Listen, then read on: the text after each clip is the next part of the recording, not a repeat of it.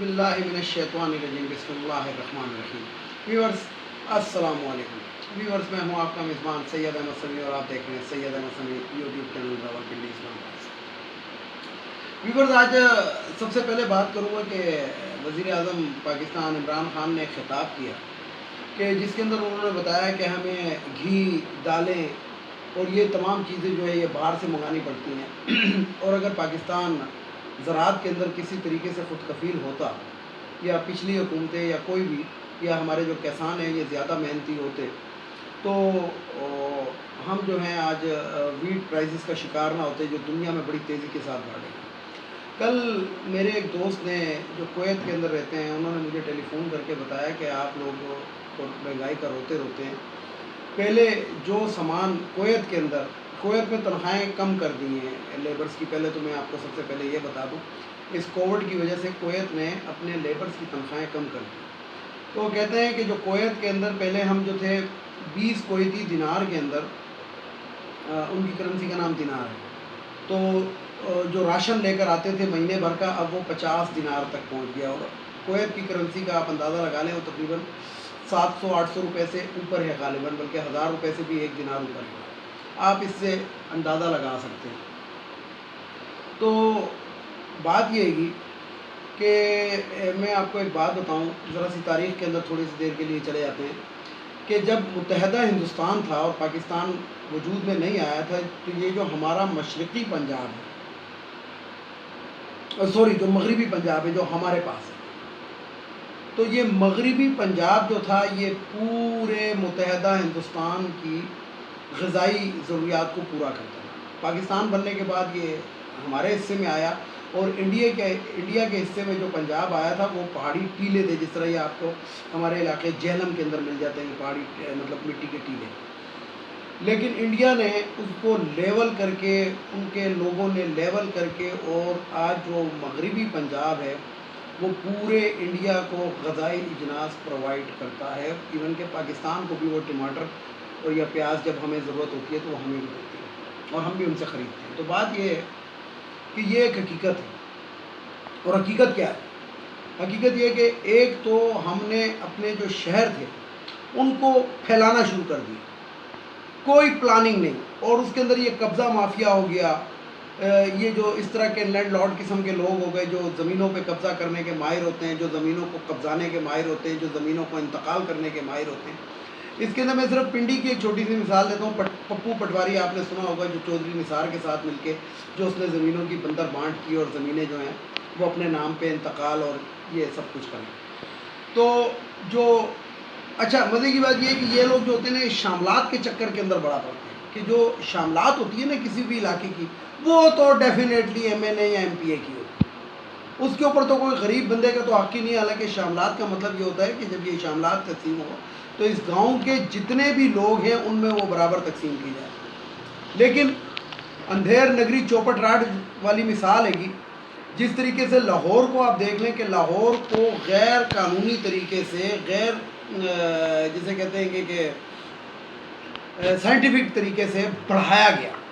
उसके अंदर ये जो ख्वाजा साद रफ़ी के पेश हैं कि ज़मीनें कब्ज़ा कर करके ये जो बत्ती चौक से लेके आप चले जाएं रेलवे स्टेशन तक, ये सारी ज़मीनें ख्वाजा साद रफ़ी को और इसके भाई ने कब्ज़ा कर करके बेची हैं। इधर किसी के पास भी रजिस्ट्री या इंतकाल नहीं है, बस कब्ज़ा हो गई और कब्ज़ा के बाद बेच दी गई और स्टाम्प पेपरों पे बेच दी गई। तो इसी तरीके से जो शहर हमारे बढ़े तो शहर के साथ जो ज़रई ज़मीनें थी वो भी शहर के अंदर चली गई।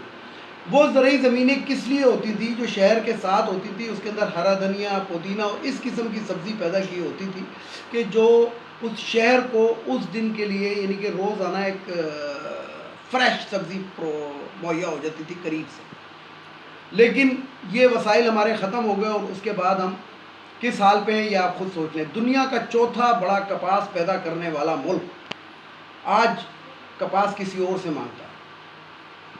दालें हमारे मुल्क के अंदर वाफर मिकदार में पैदा होती थी, लेकिन आज हमें दालें भी बाहर से मंगानी पड़ती हैं। सिर्फ चने की पैदावार पाकिस्तान में अच्छे पैमाने पर होती है ये KPK के इलाकों के अंदर। अदरवाइज़ पंजाब ने तो इस तरफ, पंजाब के अंदर तो इस तरफ ध्यान ही नहीं किसी का दिया। गंदम पैदा करते हैं वो भी किस लिए कि जी दाने जो हैं वो घर के हो जाएं और बस उसके बाद اللہ اللہ خیر صاحب. تو یعنی کہ ہمارا کسان جو ہے وہ بھی اس لیول کے اوپر آ گیا ہے اور اتنا جسے کہتے ہیں کہ ہٹ حرامی سمجھ لیں آپ کہ وہ زمین میں انٹرسٹ نہیں لیتا, وہ مزدوریوں میں انٹرسٹ لیتا ہے کہ کہیں پہ جا کے میں مزدوری کر لوں, کہیں پہ جا کے وہ کر لوں, اور بس اس کے اندر سے صرف دانی. یعنی کہ جس زمین سے ہم سال میں 3 فصلیں حاصل کر سکتے ہیں اس سے ہم سال میں 1 فصل حاصل کر رہے ہیں.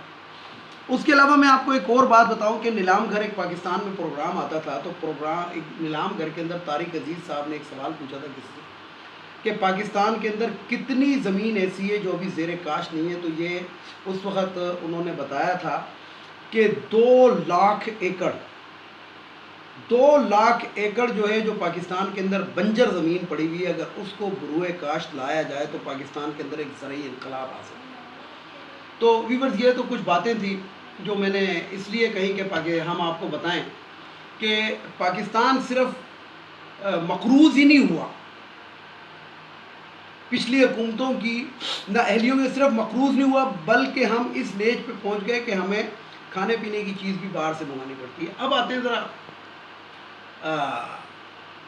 سیاست کی جانب. سیاست کے اندر یہ ہے کہ جناب جیسا کہ آپ کو معلوم ہے کہ وہ نواز شریف سے ریکوری کے لیے جو ہے اس کی جائیداد نیلام کی جا رہی ہے. اس میں اسحاق ڈار نے ایک ڈرامہ کرنے کی کوشش کی, حالانکہ اب اسحاق ڈار جو ہے وہ لندن میں سیاسی پناہ طلب کر چکا ہے.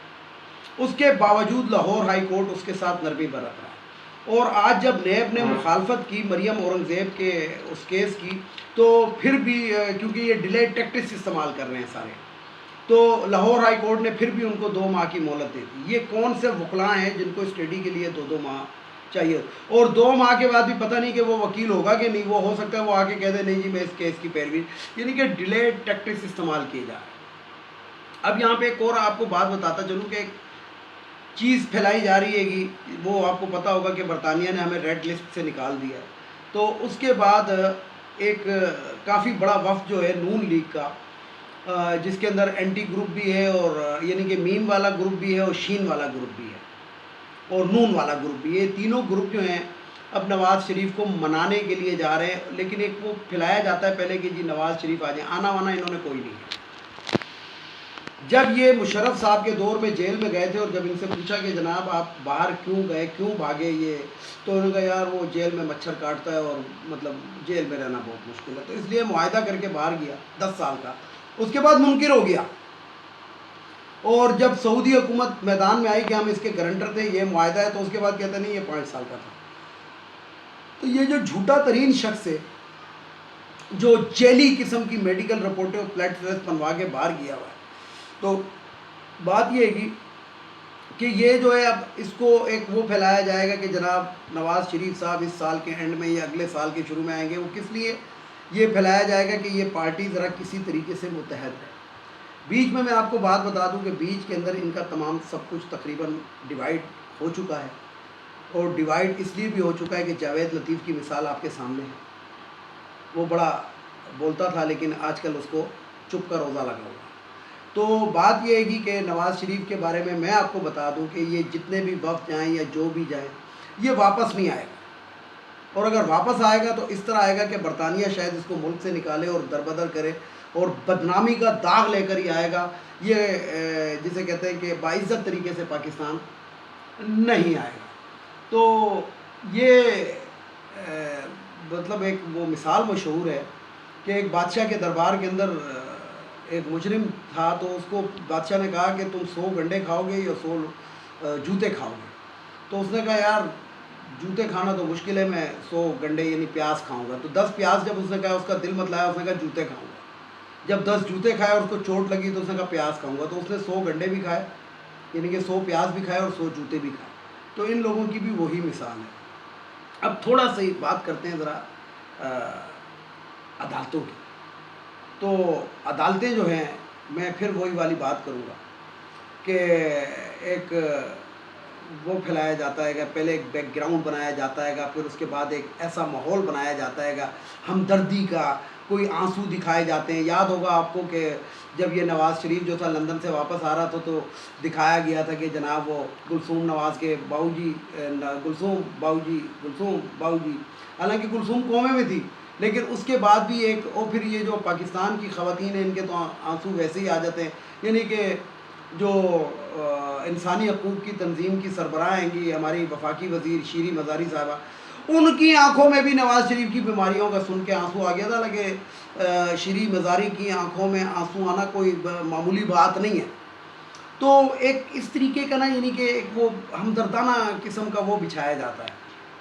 تو اب جسٹس قاضی فائز عیسیٰ کے بارے کے اندر یہ چیز پھیلائی جائے گی، کیونکہ میں آپ کو پچھلے دنوں بھی بتا چکا ہوں کہ یہ وہ کرپٹ جج ہے جو حدیبیہ پیپر بل اس نے اپنے کورٹ میں لگوایا اور اس کو بند کر دیا، اور اس حدیبیہ پیپر مل کے اندر جو اس کو کک بیک کو کرپشن یعنی کہ پیسہ ملا، تو اس کے اوپر اس نے لندن کی جائیدادیں اپنی خریدی، اور پھر یہ کہتا ہے میری بیوی کی۔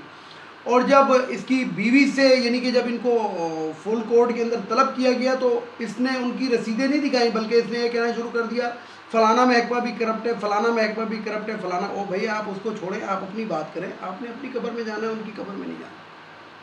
تو میرا عدالتوں کے سامنے پھر یہی ایک سوالیہ نشان ہے۔ آج ایک وکیل صاحب میرے دفتر میں بیٹھے تھے، میں نے ان کو بھی یہ بات کی تو وہ بڑا مسکرائے، اور مسکرانے کے بعد انہوں نے کہا کہ یہ ایک تلخ حقیقت ہے کہ ہم نے جسٹس قاضی فائز عیسیٰ کو پروٹیکٹ کیا۔ ویڈیو کو لائک کریں، شیئر کریں، سبسکرائب کریں، بیل آئیکن کے بٹن کو ضرور دبائیں تاکہ میری نیکسٹ ویڈیو آپ کو مل سکے۔ اس کے ساتھ ہی اجازت چاہوں گا، اجازت چاہنے سے پہلے میرے چند الفاظ جو میں روزانہ کہتا ہوں۔ ایک تو یہ افغانیوں کو ہمارے ملک سے چلا جانا چاہیے، ایک خواتین کی مخصوص نشستیں قومی اسمبلی، صوبائی اسمبلی، سینٹ سے ختم ہونی چاہیے، ایک جو بھگوڑا لندن میں بیٹھا ہے اس کو واپس آنا چاہیے، اور چوتھا عدالتوں کے جو ججز ہیں ان کو ایماندار ہونا چاہیے، اور سینئر ججز کو چاہیے اگر وہ ایماندار ہیں تو ان پہ نظر رکھیں اور ان کی کرپشن کو دیکھیں، ان کی بیویوں کے آنسوؤں کو نہ دیکھیں۔ اس کے ساتھ ہی اجازت چاہوں گا، تمام دیکھنے والے اور سننے والے ان تمام کو میری طرف سے سلام، اور آخر میں وہی نعرہ، پاکستان زندہ باد۔